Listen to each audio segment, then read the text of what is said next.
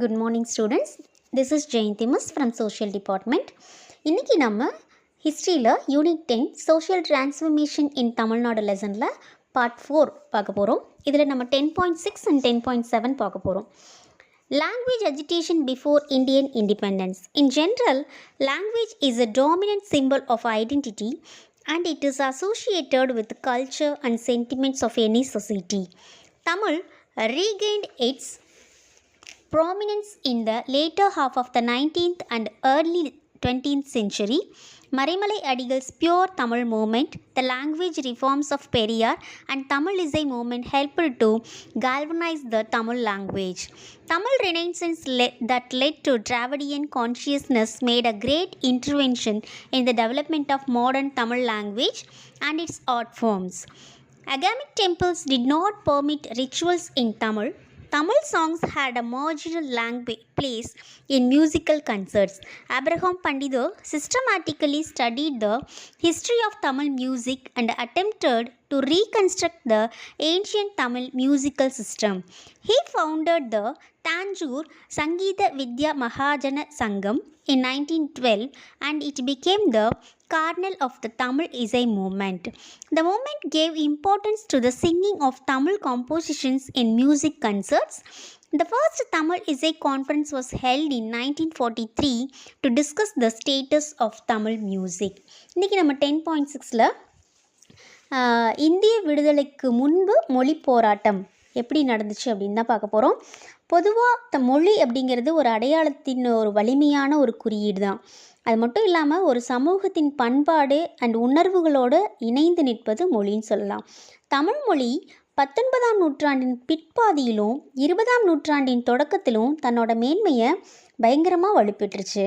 மறைமலை அடிகளின் தனித்தமிழ் இயக்கம், பெரியாரின் மொழி சீர்திருத்தம் அண்டு தமிழிசை இயக்கம் ஆகியவை பார்த்திங்கன்னா தமிழுக்கு பயங்கரமாக வலு சேர்த்துச்சு. திராவிட உணர்வுக்கு இட்டு சென்ற தமிழ் மறுமலர்ச்சி நவீன தமிழ் மொழியின் வளர்ச்சியிலும் அதன் கலை வடிவங்களுடைய வளர்ச்சியிலையும் பெரும் பங்களிப்பை கொடுத்துச்சு. ஆகம கோவில்களில் செய்யப்படும் சடங்குகள் தமிழில் செய்யப்படுவது இல்லை. இசை நிகழ்ச்சிகளிலும் பார்த்திங்கன்னா தமிழ் பாடல்கள் ஓரளவிலான இடத்தையே பெற்றிருந்துச்சு. ஆப்ரஹாம் பண்டிதர் தமிழ் இசை வரலாற்றை முறையாக கற்றாய்ந்து பழந்தமிழர் இசை முறையை மீட்டுருவாக்கம் செய்ய ட்ரை பண்ணுறாரு. 1912 தஞ்சாவூர் சங்கீத வித்யா மகாஜன சங்கம் அப்படிங்கிற ஒரு அமைப்பை ஏற்படுத்தினார். அதுவே தமிழிசை இயக்கத்தின் கருமூலமாக ஆச்சு.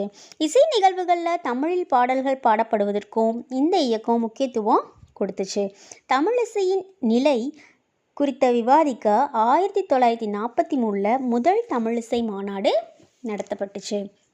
The implementation of Hindi as a compulsory language of Tamil Nadu at various points of time was seen as a threat to Tamil language and culture. Periyar declared that the introduction of Hindi over Tamil would deny the Dravidians of their job opportunities. Marimalai Adigal pointed out that the Tamil language would suffer with the introduction of Hindi. The anti-Hindi campaigners considered it an ideological battle against Brahmanism and the hegemony of Sanskrit over தமிழ்நாட்டில் பார்த்திங்கன்னா வெவ்வேறு காலப்பகுதிகளில் இந்தி கட்டாய மொழியாக நடைமுறைப்படுத்தப்பட்டுச்சு. தமிழ் மொழிக்கும் பண்பாட்டிற்குமான அச்சுறுத்தலாகவே அது கருதப்பட்டுச்சு. சென்னை மாகாணத்தின் முதலமைச்சராக இருந்த ராஜாஜி இந்தி மொழியை பள்ளிகளில் கட்டாயமாக பாடமாக அறிமுகம் செய்தார். இது சென்னை மாகாணத்தில் ஒரு கடுமையான எதிர்ப்பை உருவாக்குச்சு. தமிழுக்கு மேலாக இந்தியை அறிமுகம் செய்வது பார்த்திங்கன்னா திராவிடர்களுக்கான வேலை வாய்ப்புகளை மறுப்பது மாதிரி அமையும் அப்படின்னு பெரியார் டிக்ளேர் பண்ணார். இந்தி மொழி அறிமுகம் செய்யப்பட்டால் தமிழ் மொழி பாதிப்புக்குள்ளாகும் அப்படின்னு மறைமலை அடிகள் சுட்டி காட்டியிருக்காரு. இந்தி எதிர்ப்பு இயக்கத்தை சேர்ந்தவர்கள் தங்களோட போராட்டத்தை பிராமணியத்துக்கும் தமிழின் மீதான சமஸ்கிருதத்தின் ஆதிக்கத்துக்கும் எதிரான கருத்தியல் போராவே கருதினாங்க. பிராமணிய தத்துவத்தை பரப்புவதற்கு அதன் மூலம் சாதி படிநிலைகளையும் பாலின சமத்துவமின்மையையும் பாதுகாப்பதற்குமான வாகனமாகவே சமஸ்கிருதம் இருக்குது அப்படிங்கிறத அவங்க நினச்சாங்க. Next 10.7 Women's movement. There were several streams of women movements and organizations established in the early 20th century to address the question of women empowerment in Madras Presidency. Women's Indian Association and All India Women Conference are the important among them in Tamil Nadu. WIA was started in 1917 by Annie Besant, Dorothy Jinnarajadasa and Margaret Cousins at the Adayar, Madras. The association published pamphlets and bulletins in different languages to retail the problems of personal hygiene, marriage laws, voting rights, childcare, and women's role in the public. In the meantime, WIA formed the All India Women's Conference in 1927 to address the problem of women's education and recommended that the government implemented various policies for the uplift of women. இன்றைக்கி நம்ம 10.7ல் பெண்கள் இயக்கங்கள் அப்படிங்கிறத பற்றி பார்க்க போகிறோம். 20ஆம் நூற்றாண்டின் தொடக்கத்தில் சென்னை மாகாணத்தில் பெண்களை வலிமையுள்ளவர்களாக மாற்றுதல் அப்படிங்கிற நோக்கத்தோட பல பெண்ணிய இயக்கங்கள் வந்துச்சு. அதில் தமிழ்நாட்டில் உருவான இந்திய பெண்கள் சங்கம், அகில இந்திய பெண்கள் மாநாடு, இதெல்லாம் தான் ரொம்ப முக்கியமாக கருதப்பட்டுச்சு.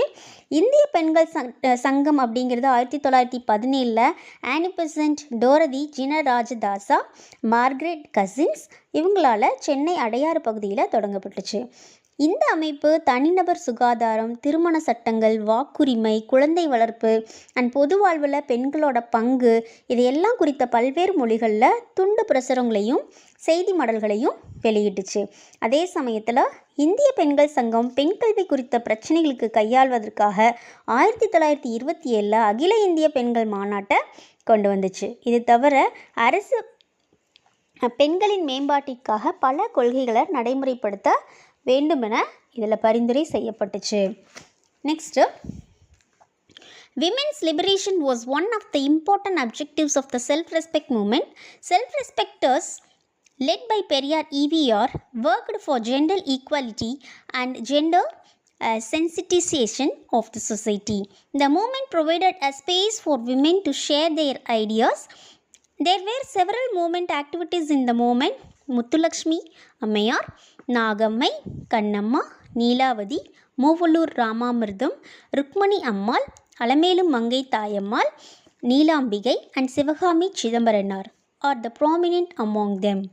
அதாவது பார்த்திங்க அப்படின்னா பெண்களோட விடுதலைங்கிறது சுயமரியாதை இயக்கத்தின் முக்கிய நோக்கங்களில் ஒன்றா இருந்துச்சு. பெரியாரின் தலைமையில் சுயமரியாதை இயக்கத்தை சேர்ந்தோர் பாலின சமத்துவம் அண்ட் பாலினம் குறித்த சமூகங்களின் உணர்வுகளை மேம்படுத்துதல் இதுக்கு எல்லாமே ஒர்க் பண்ணாங்க. தங்களுடைய கருத்துக்களை பங்கிட்டு கொள்வதற்கான ஒரு இடத்தை பெண்களுக்கு இவ்வியக்கம் ஏற்படுத்தி கொடுத்துச்சு. இந்த இயக்கத்தில் தீவிரமாக பணியாற்றிய பெண்கள் நிறைய பேர் இருந்தாங்க. முத்துலட்சுமி அம்மையார், நாகம்மை, கண்ணம்மா, நீலாவதி, மூவலூர் ராமாமிர்தம், ருக்மணி அம்மாள், அலமேலு மங்கை தாயாரம்மாள், நீலாம்பிகை அண்ட் சிவகாமி சிதம்பரனார் இவங்க எல்லாமே அதுக்குள்ள முக்கியமானவங்களாக இருந்தாங்க. There was a custom of dedicating young girls to the Hindu temples as a servant of God known as Devadasi. Though intended as a service to God, it soon got corrupted, leading to extensive immorality and abuse of the women. Dr. Muthulakshmi Ammayar was in the forefront of the campaign pressing for a legislation to abolish this Devadasi system. The Madras Devadasis was enacted.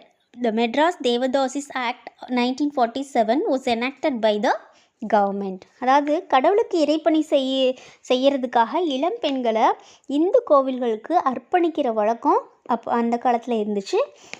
அப்படி அர்ப்பணிக்கப்பட்டவர் பார்த்திங்கன்னா தேவதாசி அப்படின்னு அழைக்கப்பட்டாங்க. கடவுளுக்கு செய்யப்படும் சேவை அப்படிங்கிற நோக்கில் அமைந்திருந்தாலும் நாளடைவில் இந்த முறை ஒரு பெரிய ஒழுக்கக்கேட்டிற்கு பெண்களை தவறாக பயன்படுத்துவதற்கும் வழியாக இருந்துச்சு.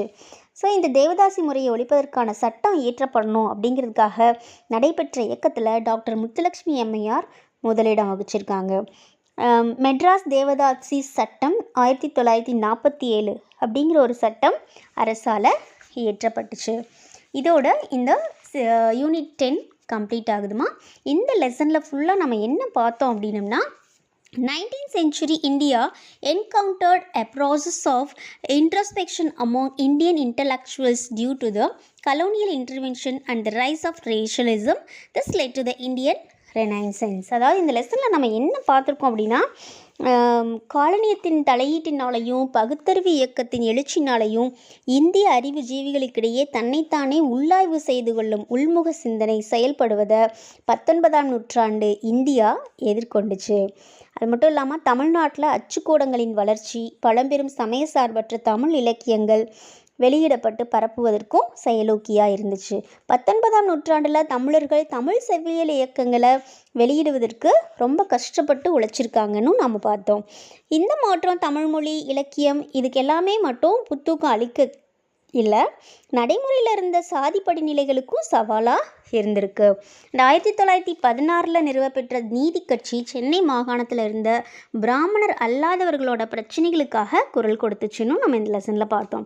சுயமரியாதை இயக்கத்தின் முன்னோடியாக பெரியார் ஈவி ராமசாமி அடிப்படைவாதத்தின் நிறை குறைகளை மதிப்பிட்டார். மேலும் நல்லதொரு மனித சமூகம் அமைவதற்கு மக்களிடையே அவர் பகுத்தறிவை பரிந்துரை செய்தார்னும் பார்த்தோம். இதே காலகட்டத்தில் தான் பார்த்திங்கன்னா ரெட்டமலை சீனிவாசன் ஒடுக்கப்பட்ட சாதியை சேர்ந்தோரின் முன்னேற்றத்திற்காகவும் தொழிலாளர் இயக்கங்களுக்காகவும் பாடுபட்டார் அப்படிங்கிறதையும் பார்த்தோம். கடைசியாக தமிழ்நாட்டின் பகுத்தறிவு சிந்தனைகள் நவீன இந்திய அரசின் ஆக்கப்பூர்வமான வளர்ச்சிக்கு ஒரு மாதிரியாய் அமைஞ்சிச்சு அப்படிங்கிறதையும் நம்ம இந்த லெசனில் அண்டர்ஸ்டாண்ட் பண்ணிட்டோம். ஸோ இந்த லெசன் உங்களுக்கு கிளியராக புரிஞ்சிருக்கும்னு நினைக்கிறேன்.